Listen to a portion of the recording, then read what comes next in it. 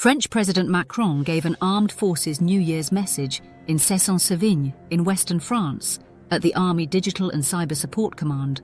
Like so much in current geopolitics, the election in the US and the return of President Donald Trump has caused a paradigm shift in Europe over defense spending and the Ukraine question, much of it as he predicted in 2018. NATO leaders denounced President Trump in 2018 and had much hand-wringing at the thought of him returning as president in 2024. But reality is setting in that the course of the Ukraine war and European defense will have to change. President Macron has emerged as a new champion in Europe for President Trump's efforts to reshape Ukraine war policy and European defense. However, what exactly is President Macron advocating and how can he achieve this? President Macron called this opportunity at his New Year's address an opportunity for a European strategic wake-up call, which is something he has advocated and has become more pronounced since late 2023. President Macron invited President-elect Trump to the Notre Dame Cathedral reopening in Paris in November 2024, and then held talks with Mr. Trump and was later joined by President Zelensky of Ukraine to have private meetings to discuss the Ukraine war and the expected US strategy to end the war. The meeting ended with positive signs as President Macron flew to Warsaw, Poland, to discuss the plans with Polish President Donald Tusk in December 2024. The opportunity that President Macron is interested in is to embrace President Trump's desire to have Europeans take on a greater burden for their own defense. And he made the point at his address when he stated, "What would Europe do if the US withdrew its warships from the Mediterranean Sea or its air force from Europe to the Pacific?"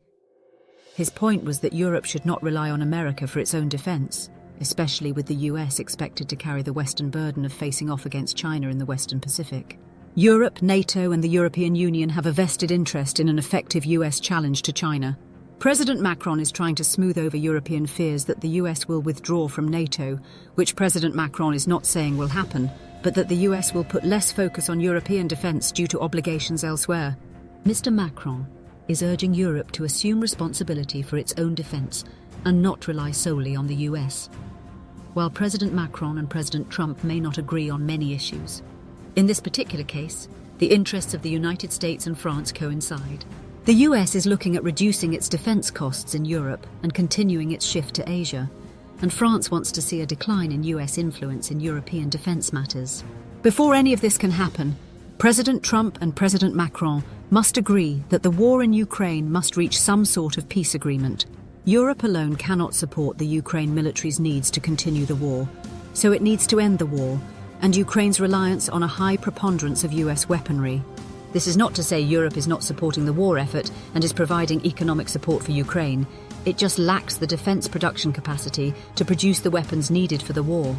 This is not an issue alone for Europe, as the US is also experiencing some production constraints in most defense productions, a near crisis in shipbuilding. President Macron earlier this month delivered a New Year's address on wide-ranging topics, and it included the need to end the Ukraine war on the proposed US Land for Security format that was discussed in Paris between the three leaders.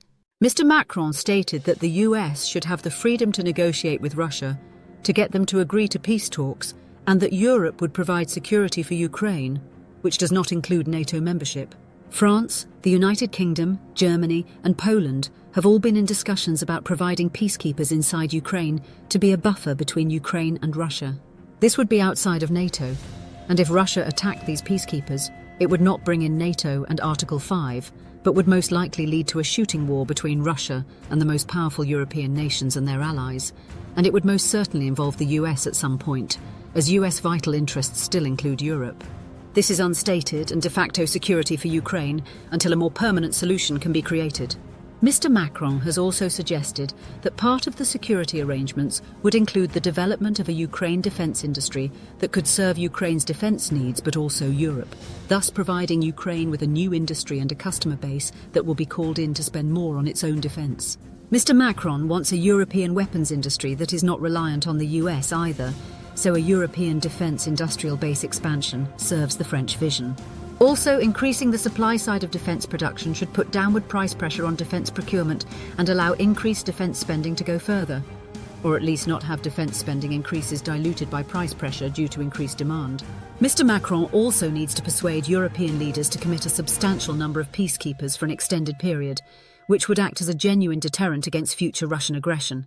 He must also temper the expectations of the Ukrainians, who have apparently reserved their approval for such a peace plan, but President Zelensky has added an additional demand that such a peacekeeping force needs to be 200,000 troops at a minimum to deter Russia.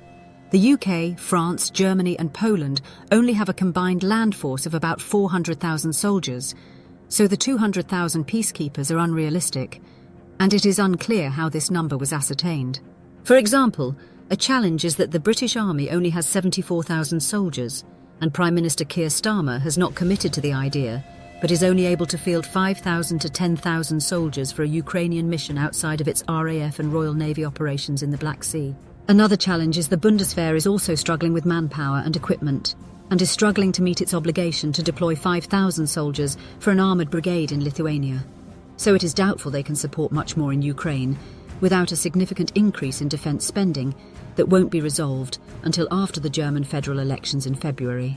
Although they have different motivations, President Macron and President Trump share similar goals for long-term European security. The obstacle to reaching this new security concept is the end of the Ukraine war in the formula that is being discussed. A peacekeeping force that is big enough to satisfy the Ukrainians is beyond the capability of European NATO and would most likely be rejected by the Russians as too many troops near its borders, if one wants to consider the current line of control as Russia's borders. A force too small will not satisfy the Ukrainians without a NATO membership or a pathway to get to membership in a short order. A tripwire concept of European troops could be a deterrent option, as attacking them would start a wider European war, but the soldiers would be sacrificed in the short term, and Ukraine would need to maintain a large standing army to back up the peacekeeping force. The opportunity for a strategic wake-up call has its first stop in Kiev before it can go any further.